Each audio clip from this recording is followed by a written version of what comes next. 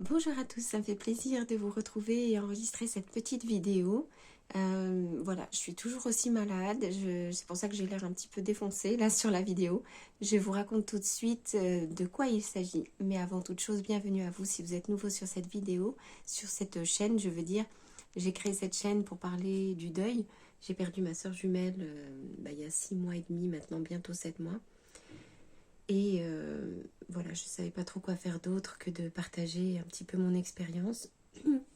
Elle est morte du cancer et je vous laisse découvrir tout ça sur les vidéos que j'ai déjà enregistrées sur cette chaîne. Voilà, vous pouvez vous abonner, rejoindre notre petite communauté, laisser des commentaires, mettre un pouce sur cette vidéo si ça vous intéresse.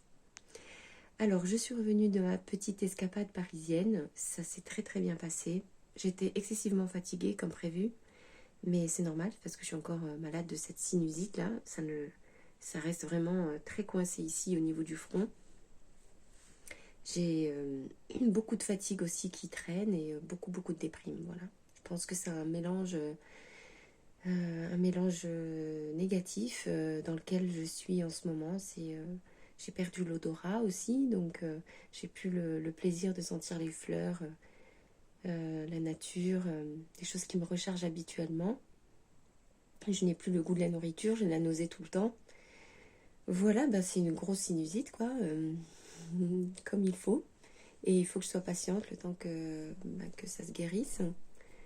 J'ai pu donc aller voir le dentiste à Paris. Je suis tombée sur quelqu'un de très très bien. Je suis très très contente. Et donc voilà, on n'a pas pu vraiment faire une vraie consultation directement, parce que c'était la première. J'ai rendez-vous avec lui dans 2 mois. Il faut que je fasse une radio et qu'on reprenne tout depuis le début, donc je suis assez confiante. Puis je suis aussi très contente d'avoir eu le courage de traverser tous les obstacles que j'avais devant moi pour aller à ce rendez-vous. Voilà, écoutez, c'était juste pour vous donner un peu toutes ces nouvelles-là. Aujourd'hui, je suis de retour donc à l'ashram de yoga. Et puis je vais essayer de retravailler parce que j'ai vraiment pas le moral. Et j'ai besoin d'être occupée, j'ai besoin de faire quelque chose. Alors, le problème, c'est que je suis toujours aussi fatiguée. Je vois pas trop comment je vais y arriver, mais je vous raconterai ça. Je ne sais rien. Je vais essayer. En fait, j'essaye de faire autre chose parce que rester à me reposer, ça me fait du bien parce que je suis vraiment fatiguée.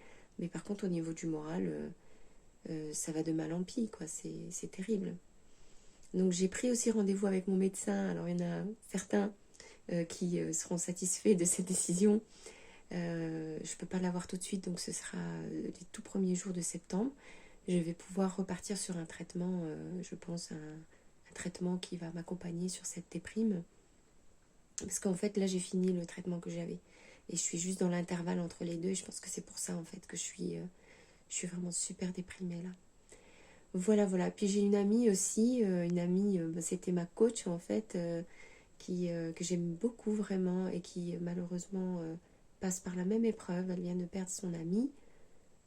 Qui a eu le cancer elle aussi, et voilà, j'ai écouté les vidéos qu'elle m'a envoyées, tous les témoignages qu'elle a fait, le podcast qu'elle fait aussi,